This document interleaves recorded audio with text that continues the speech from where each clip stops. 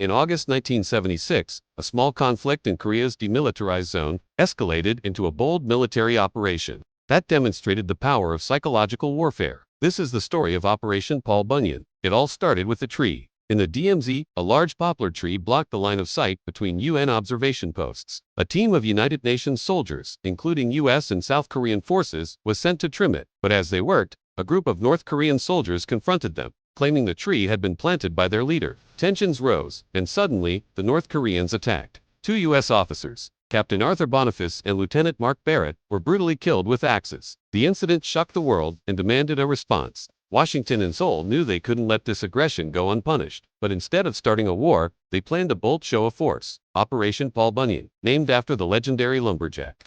The mission would be to remove the tree butt with overwhelming military power to deter any interference. General Richard Stilwell described it as a calculated demonstration of strength. Every detail was designed to send a message. At dawn on August 21, 1976, the operation began. A convoy of 23 vehicles carrying 16 men armed with chainsaws and $60 heavily armed security personnel entered the DMZ. They were supported by hundreds of troops stationed nearby. But that's not all.